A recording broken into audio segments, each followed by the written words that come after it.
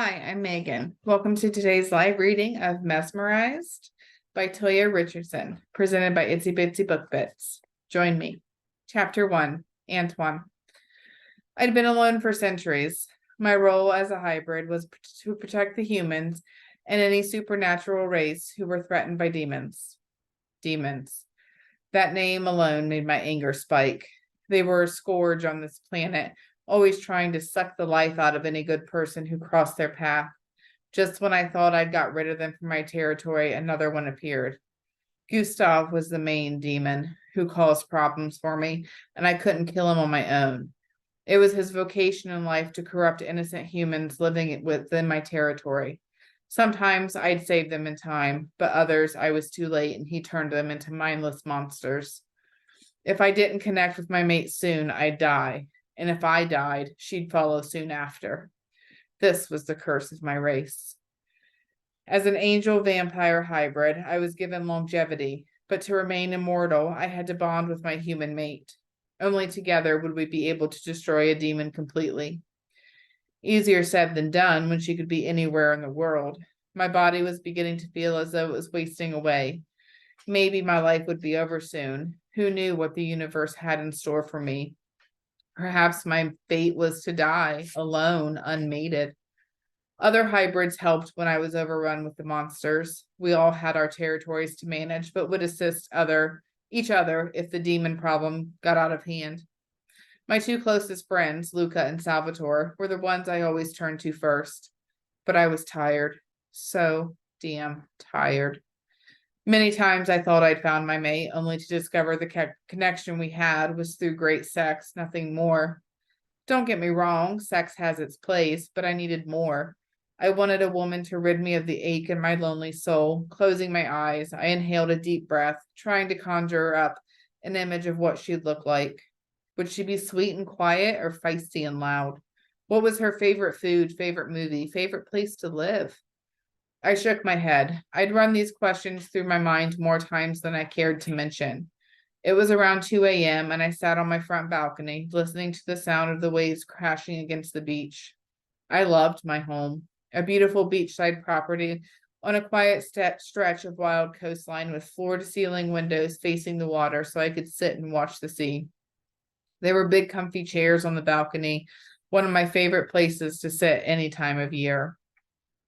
I loved to watch the different seasons and go for long walks along the shore. Most of my race preferred the mountains, city, or countryside to live.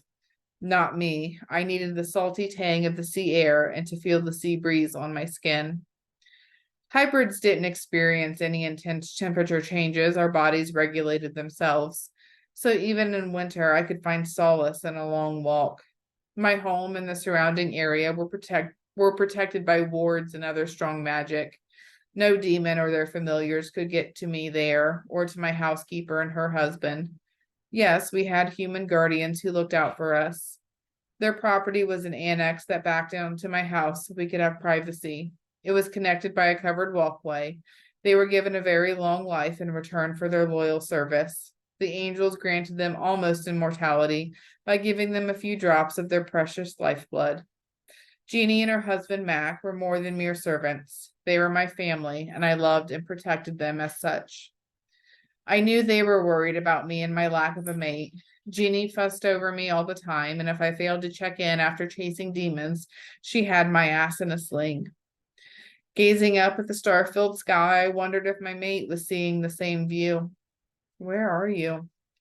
Universe, I don't know what the fuck you're playing at, I called up to the sky. I need my mate, and fast. I chuckled. Now I'm talking to the fucking stars. Mental illness may claim me before death ever does. I was about to turn in for the night when I called it.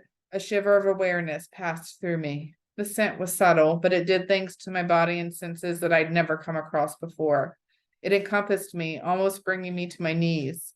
It was heady, intoxicating, and my erection grew inside my jeans. This could only mean one thing.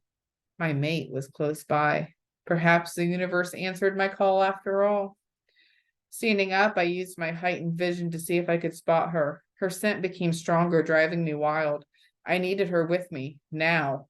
There was no one on the stretch of beach. I'd have seen them with my enhanced abilities. Where the hell was she? Suddenly, in the distance, I spotted a lone figure. She was walking straight into the sea, not even pausing when the freezing cold waves lapped around her. What the fuck? With preternatural speed, I raced for her. The closer I got, the more her emotions clogged my brain. Despair, self-loathing, loneliness. Jesus, she wants to die. Not thinking anymore, I headed into the wild sea. She was no longer visible, her body claimed by the waves, and my panic rose. I couldn't lose her now. No, not now. I was so close. If she died, then so was I. So would I. I dived into the water and caught sight of her body. She still had a faint heartbeat, which began to slow even more while she allowed the water to take her life. I grabbed for her and slowly brought her back to the shore. My body was strong, but her dead weight left me struggling for breath. Part of this was probably my escalating terror at the possibility of losing my mate only after just discovering her. I laid her down on the sand, brushing her hair away from her face. She was so beautiful. This was not the time for leering at her, though. I needed to begin CPR. When she didn't respond, my concern rose to an all-time high. There was another way I could help her recover, and that was to give her a few drops of my blood. Usually, the recipient needed to agree, but I couldn't afford to think about that right now. My mate's life hung in the balance. Extending a fingernail, I sliced through my wrist. I cradled her head against me and placed my wrist over her lips, allowing my lifeblood to trickle inside her mouth. Her heartbeat strengthened, although she was yet to wake up. Using my powers, I sent her into a deep healing sleep. After closing my wound, I stood, holding her in the safety of my arms. I extended my wings and took to the sky, keeping her close against my chest. Flying home with her was the easiest option. I had to get her to the safety of my home quickly. Demons may have already picked up her scent and know she was my mate, placing her in great danger. The wet clothes had to come off, and then a rest in a comfortable bed would be the best thing for her. As much as I'd have loved to see her naked, it wasn't appropriate for me to do so. When I reached my home, I laid her down on my sofa and called Jeannie. Sorry for the late call, but I have news and I need your help. What have you got yourself into now, son? I smiled at her words. My mate is here. I rescued her from drowning. She needs dry clothes and rest. Can you help me? I pulled the phone away from my ear when she shrieked with excitement. I am on my way. Oh, Antoine, this is such wonderful news. Hang on, Mac and I will be there in a few minutes. I grabbed a huge throw from my other sofa and took off her jacket and footwear. I wrapped her in the throw to keep her warm until Jeannie arrived. There was some color in her cheeks now, courtesy of my blood healing her. I brushed her hair away from her face. It was long, almost down to her waist. Thick honey blonde tresses I wanted to bury my hands in. Her lashes were long and silky too, her lips full. A beautiful rose pink. My body reacted to her closeness, and I tamped down my need to claim her. What happened to you, babe? Why did you want to take your own life? I murmured the words to her as I continued to watch her.